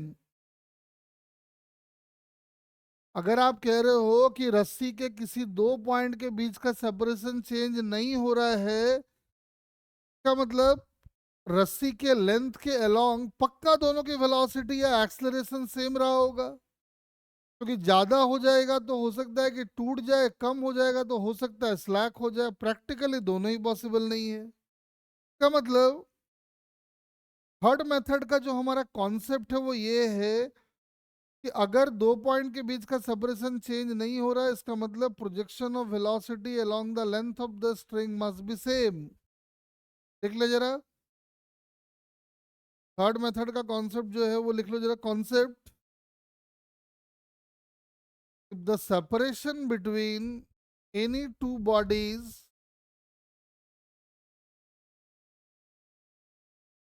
if the separation between any two bodies does not change with time,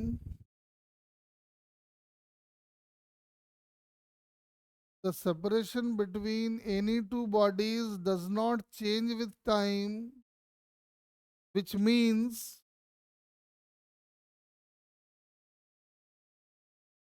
the projection of velocity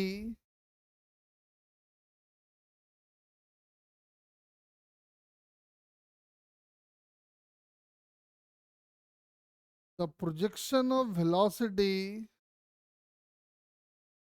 along the length of the string along the length of the string connecting the bodies must be same।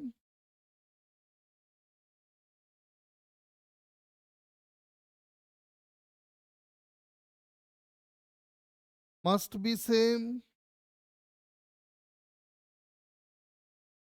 देखो ये बहुत ही tricky method है, इससे कोई tricky और हो नहीं सकता है। तो आओ हम एक एक करके आपको क्वेश्चन करना समझाते हैं, ध्यान से देखना। थोड़ा सा समझने में आपको नया नया हो सकता है, टाइम लगे, लेकिन हाँ बहुत अच्छा मेथड है। जैसे ये एक रॉड है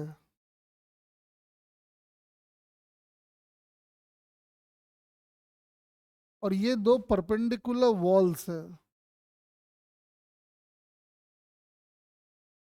और ये एंगल सपोज करो थीटा है।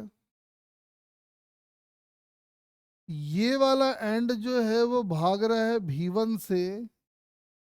तो जब ये वाला एंड आगे भाग रहा होगा तो जाहिर सी बात है ये वाला एंड नीचे आएगा, क्योंकि दीवार है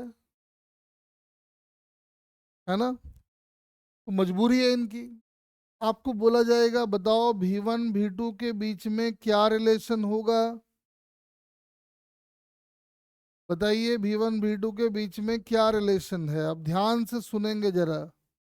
ऑल्दो ये आपको अभी बहुत काम नहीं आएगा, ये आपको रोटेशन में दिखेगा, तो यही समझा देते हैं। अगर आप ध्यान से देखो तो आपको समझ में आएगा कि अगर इस लाइन के अलोंग हम देखें, क्योंकि ये रॉड है, तो रॉड अगर है इसका मतलब ए और बी के बीच का separation along the length of the rod हमेशा सेम रहेगा। ना ये घट सकता है ना ये बढ़ सकता है। तो अभी मैंने बताया आपको कि अगर इस लाइन के अलोंग इसका लेंथ नहीं बदल रहा है, इसका मतलब दोनों की velocity along the length of the rod must be same. तो ये एंगल अगर थीटा है तो ये एंगल भी थीटा है, तो V1 का जो इधर वाला कंपोनेंट आएगा वो होगा V1 cos थीटा। और चूंकि ये एंगल 90 माइनस थीटा होना है, तो V2 का जो इधर वाला कंपोनेंट आएगा वो आएगा V2 cos 90 माइनस थीटा, मतलब V2 sin थीटा। रॉड के लेंथ के अलोंग दोनों की वेलोसिटी सेम होगी, नहीं तो रॉड या तो इलोंगेट हो जाएगा या तो कंप्रेस हो जाएगा, दोनों ही पॉसिबल नहीं है। इसका मतलब v1 cos theta must be equal to v2 sin theta, यानी v1 is equal to tan theta. फिर केवल ध्यान से सुनते जाना, तो आपको लगेगा अरे सर को पता नहीं कैसे मालूम चला ये वाला मेथड। मेरा कहना है चूंकि रॉड के लेंथ के अलोंग इन दोनों पॉइंट की वेलोसिटी नहीं बदलनी थी, तो पक्का है कि रॉड के लेंथ के अलोंग ये दोनों की वेलोसिटी सेम होनी चाहिए। तो मैंने कर दिया, हमारा आंसर आ गया। अनुष्का क्लियर हुआ क्या? तेजस सामू जल्दी बताओ फटाफट।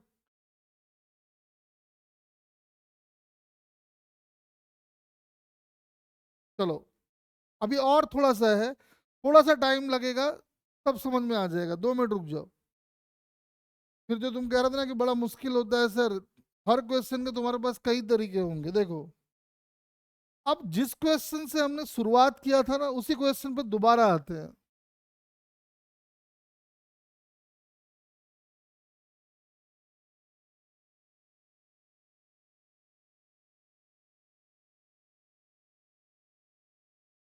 हम लोग करते थे, देखो इसकी वेलोसिटी है v1, इसकी वेलोसिटी है v2, बताओ v1 v2 में क्या रिलेशन होगा। तो आप अगर ध्यान से देखें मेरे नन्हे मुन्नो, कि ये जो रस्सी है ये वाला, ये रस्सी का लेंथ इसके अलोंग बदलने वाला तो कभी है नहीं। बोलो, जो डायरेक्शन मैंने मार्क किया है, क्या उस डायरेक्शन के अलोंग रस्सी का लेंथ कभी बदलेगा क्या? तो नहीं बदल रहा है तो मुझे एक काम करो, तुम सीधा आंसर ही बता दो, वही कॉन्सेप्ट लगा के। Projection of the velocity along the length of the string must be same. तो v2 का जो कंपोनेंट होगा along the length of the string, वो होगा v2 cos थीटा, और इसकी जो वेलोसिटी होगी वो होगी v1। तो आप देख सकते हो रिलेशन एक लाइन में। अब याद करो, हमारा सबसे पहला मेथड जो बुक वाला मेथड था वो काफी दुखदाई था, सेकंड वाला फिर भी सुखदाई था, ये तो खैर महासुखदाई है। लेकिन हम आपको एक बात बोलेंगे, कूली वाले जितने भी प्रॉब्लम आएंगे, चाहे वो कितना भी खतरनाक क्यों ना हो, आपको लगाना है मेथड नंबर 2। रिजिड बॉडीज वाले जैसे रॉड आ गया, वेज आ गया, इस तरह वाले आएंगे तो आपको लगाना है मेथड नंबर 3। उसे भी होता है लेकिन 3 अच्छा तरीका लगता है। और समझाता हूँ आओ। अब एक समझाता हूँ जो इंक्लाइंड वाला था, जो मुश्किल माना जाता है, उसको समझाता हूँ, आ जाओ। देखो जरा ध्यान से।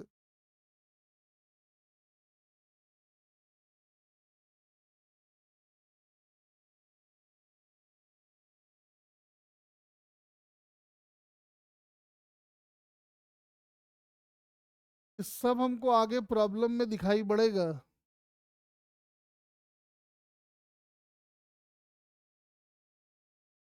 का एक्सलरेशन मैंने मान लिया है a1, इसका मान लिया है a2। अपने को a1 a2 को रिलेट करना है, ठीक है? ध्यान से सुनना, थोड़ा इसका टेक्निक थोड़ा सा अलग है।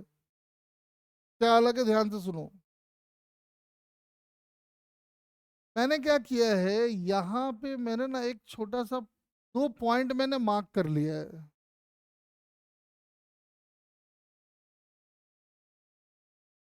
मतलब अगर हम एक लाइन ड्रॉ कर दे इसके अलोंग, और उससे पास करता हुआ एक लाइन ले ले,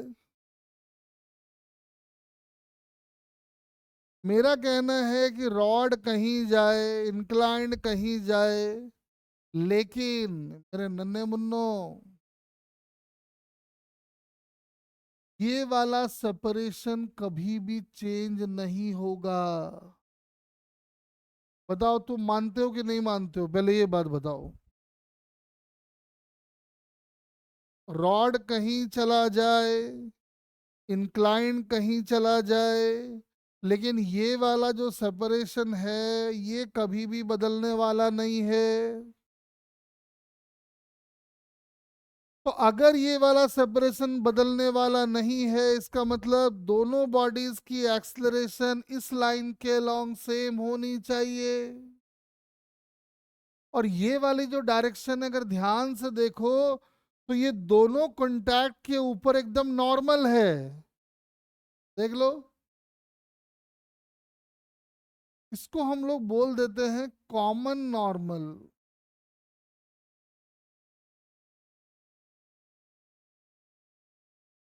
का मतलब है कि दोनों बॉडीज की velocity along the common normal must be same. अब देखो एक लाइन में आंसर आएगा, कैसे आएगा देखो। पहले ए वन की बात करते हैं, तो ए वन भाग रहा है इधर, ये एंगल थीटा है तो ये भी थीटा होगा, तो मुझे बताओ, सॉरी ये ए वन है ना,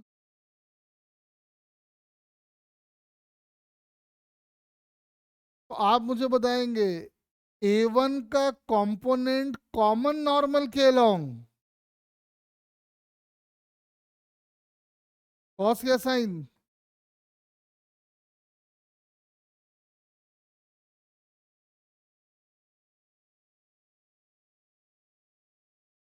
हो गया, सन्नाटे में क्यों चले गए? नहीं कॉस कैसे सामू, ए वन है तो ये कॉमन नॉर्मल तो बेटा येलो वाली लाइन है ना। आपने वादा किया था कि इस लाइन के अलोंग ये सेपरेशन कांस्टेंट रहेगा, तो इस लाइन के अलोंग ही तो दोनों का एक्सेशन सेम आएगा, तो ए वन का तो इधर वाला कॉस होगा ना, तो इधर वाला साइन होगा।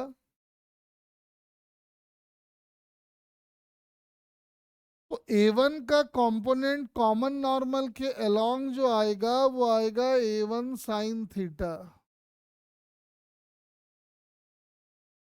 अब फोकस करना है हमको ए टू पे। आओ जरा ए टू को देखते हैं। ए टू है इधर और ये एंगल थीटा, तो ए टू का कंपोनेंट कॉमन नॉर्मल के अलोंग क्या होगा?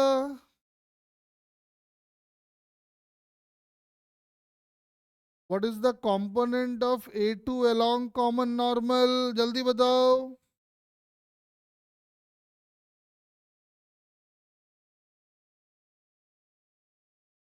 बोल।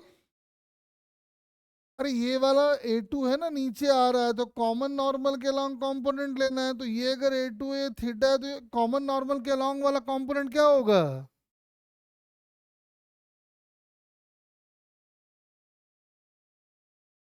कहाँ सन्नाटे में चले गए?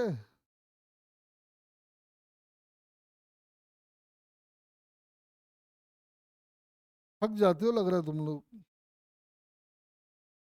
अरे प्रभु क्या सोच रहा है तू, ये लाइन है, ये ए टू है, ये थीटा है, तुझे इसका कंपोनेंट इस लाइन के अलोंग चाहिए, इसमें सोचेगा? अरे 10 मिनट मुझे और पढ़ा लेने दे, रुक जा। तो A one sine theta must be equal to A two cos theta. एक लाइन में आंसर।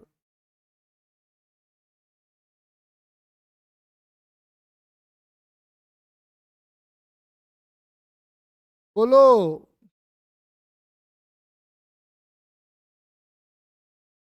कॉमन नॉर्मल के अलोंग दोनों का वेलोसिटी या एक्सलरेशन को सेम करना है, यही तो खेल है, और क्या है। चलो थक गए हो तो छोड़ देंगे, एक क्वेश्चन करो फिर छोड़ देंगे, चलो आ जाओ। नहीं हुआ तो फिर और आगे बढ़ाऊंगा।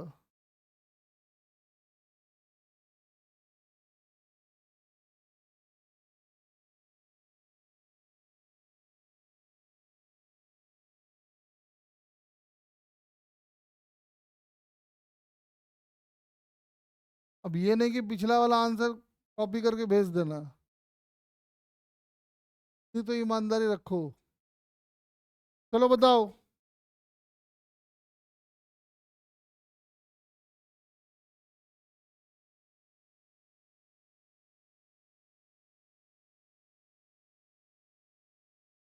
जो मेथड मैंने बताया वही लगाना है अभी।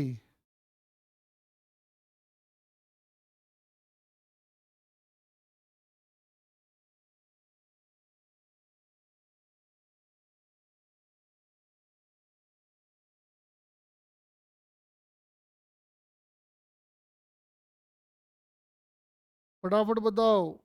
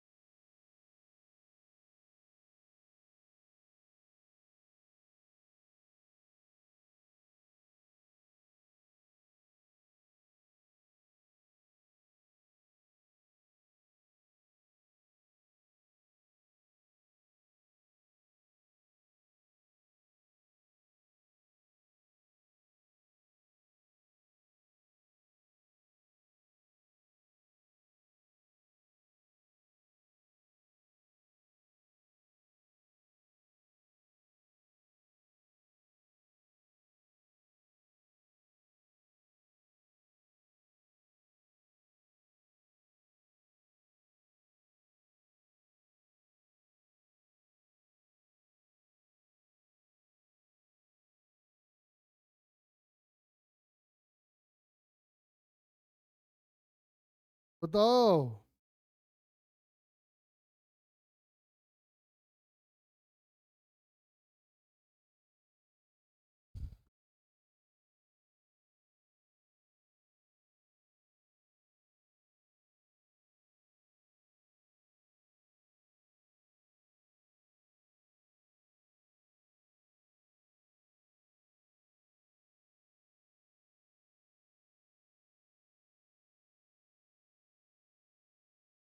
चलो ठीक है, इसको छोड़ देते हैं।